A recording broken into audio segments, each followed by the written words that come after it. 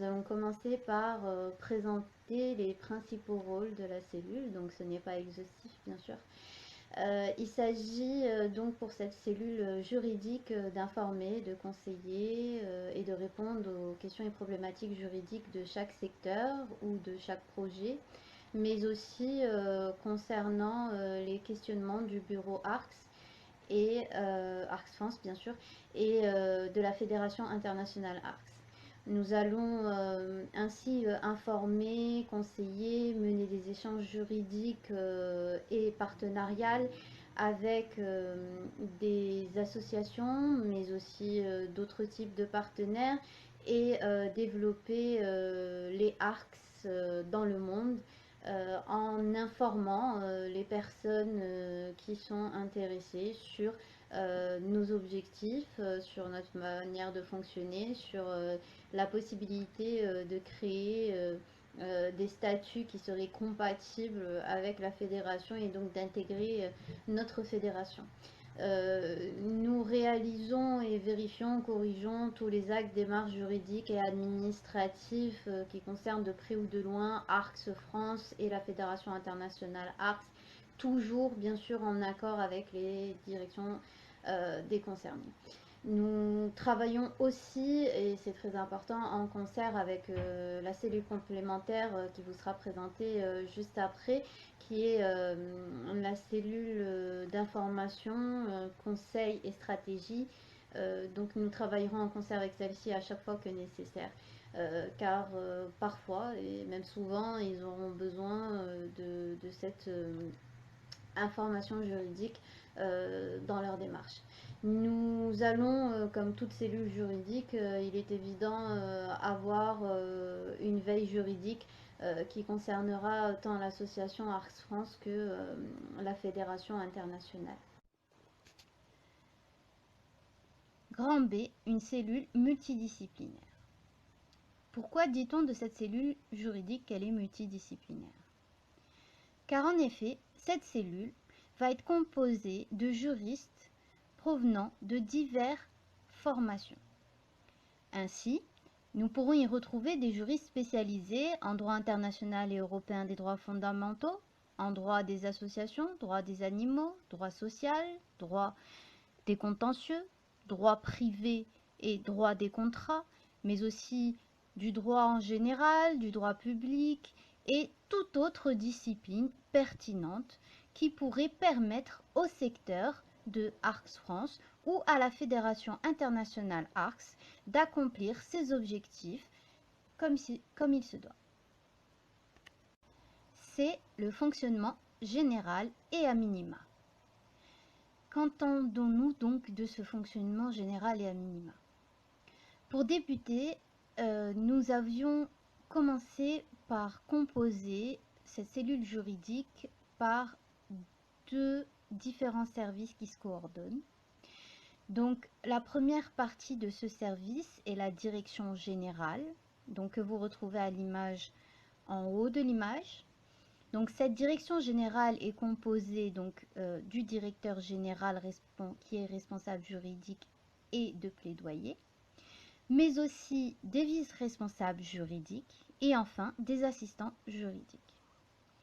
Cette direction générale va travailler ensemble pour permettre de juger, de jauger, de construire des programmes, des initiatives au sein de la cellule juridique et ensuite au sein du service opérationnel, du coup qui sera co-géré par les vice-responsables juridiques et les assistantes juridiques, viendra à l'aide des juristes mettre en action toutes ces décisions via ce qu'on appelle la deuxième partie donc, de ce service qui est le service opérationnel. Ce service opérationnel est donc composé des vice-responsables juridiques, des assistants juridiques et des juristes qui sont un pilier fondamental du fonctionnement.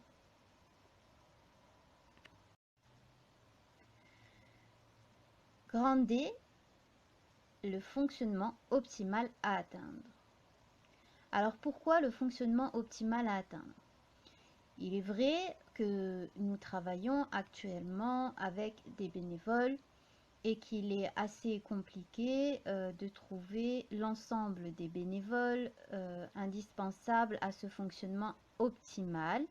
Cependant, nous sommes en bonne voie, ce qui nous permet d'espérer d'y arriver dans les plus brefs délais. Donc, le fonctionnement optimal à atteindre est composé des vice-responsables juridiques et chargés de plaidoyer, mais aussi des assistants juridiques et des juristes, comme nous l'avions précédemment présenté dans le fonctionnement à minima.